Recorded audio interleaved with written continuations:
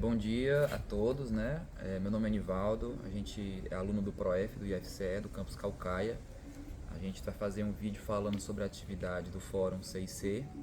Nós escolhemos o vídeo Atletas Invisíveis para reproduzir o experimento com os alunos em sala de aula. Nós elaboramos alguns questionamentos, né, para aplicar com os alunos após o vídeo, para ver as reações deles.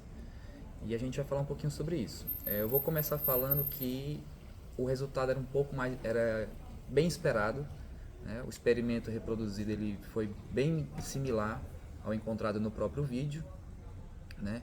Existe já uma diferenciação na percepção dos alunos do que existem coisas que são masculinas e femininas. Eles ainda têm uma grande dificuldade, né, de identificar atletas de qualquer modalidade pelo nome, né? Eles não reconhecem esse tipo de atletas, não é algo familiar a eles, tá bom? Eu acho que tudo isso vem de uma cultura que a gente chama de cultura de normatividade de gênero, né? Onde existe uma distribuição de papéis, seja nos esportes, seja no mundo do trabalho, seja nas artes. Então acho que de um modo geral isso funciona desse modo.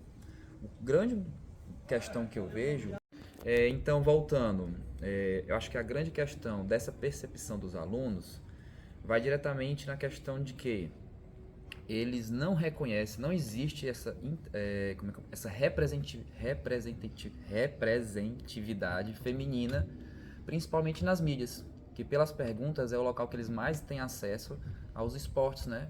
Visualmente falando. Então eles acompanham a Copa do Mundo masculina, eles acompanham vários esportes, né, que são praticados por homens, mas os esportes femininos, né, como eu tinha até colocado, tem pouca cobertura da mídia, né, pouca divulgação, pouco incentivo para que as meninas já comecem a praticar desde cedo. Então as meninas em si elas vão aceitando que isso talvez não seja algo direcionado a elas. Então vai se criando um sentimento de rejeição, né? Um sentimento de não pertencimento, tá? E o que eu acho que afeta muito essa percepção é porque muitas meninas relataram que queriam fazer, mas acabam não fazendo por questões, né, de pressões familiares. E elas aceitam isso, escondem esse sentimento, mas tentam colocar uma aparência de que está tudo bem. Então acho que isso já é o início de um adoecimento, algum problema mais futuro na frente que pode acontecer. Tá? Existem outras questões, mas eu acho que essa é a principal. Uma coisa que chamou muita atenção também é que eles recebem incentivo para práticas esportivas, mas os meninos eles sempre são incentivados às práticas coletivas de contato físico, lutas, esporte de invasão.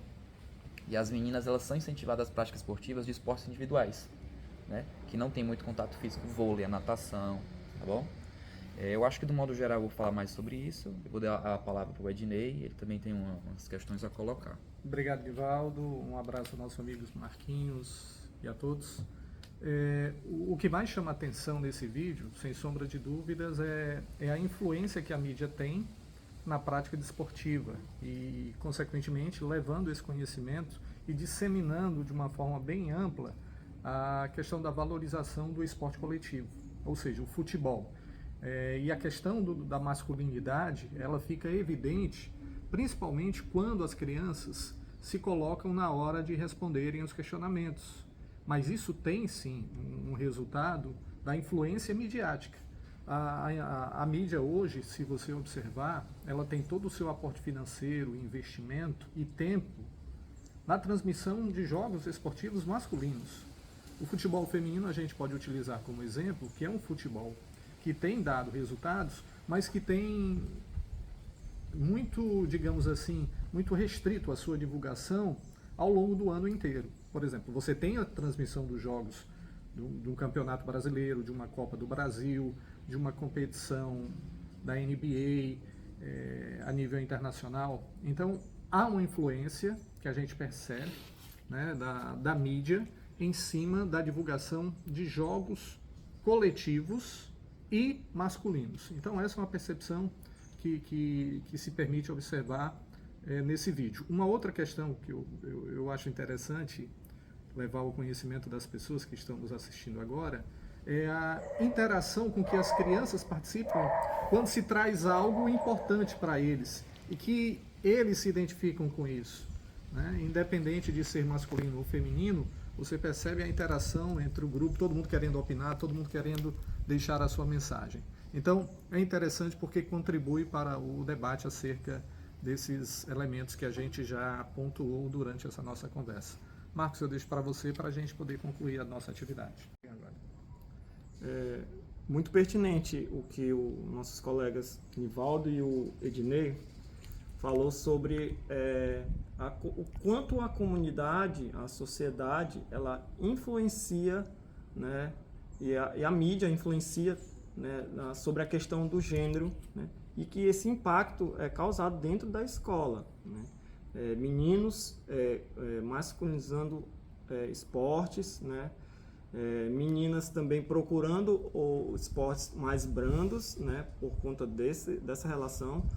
E, né, dentro da escola geram certos preconceitos, né, em relação à aptidão física, né, achando que essas práticas têm determinadas características masculinas e femininas, né, e levando o aspecto de habilidade, de aptidão física.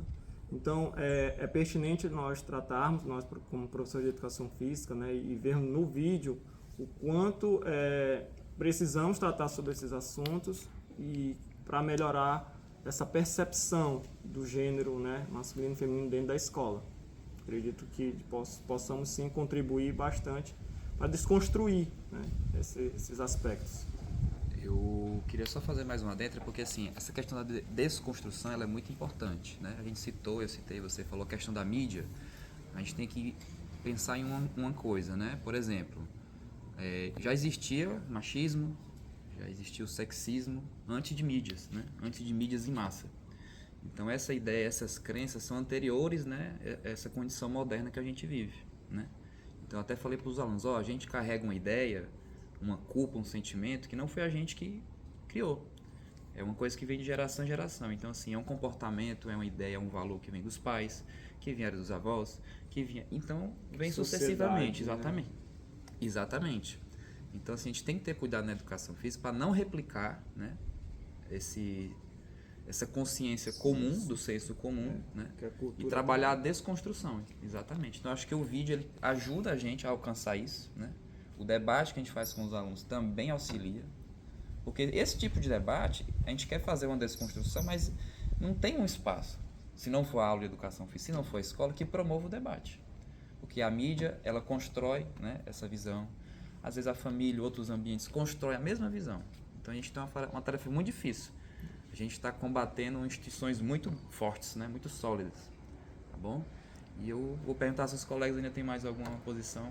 Eu gostaria só de agradecer pela oportunidade de trazer ao debate um assunto tão importante que é a questão de gênero, né? E a importância que a gente conseguiu perceber com que a mídia faz com que isso continue a se proliferar e se desenvolver, né? Eu acho que nós precisamos mais do que nunca que a mídia também faça esse processo de desconstrução para que haja uma aceitação de igualdade entre os gêneros. Acredito que é preocupante, né? A gente precisa realmente, nós como professores precisamos desconstruir, né?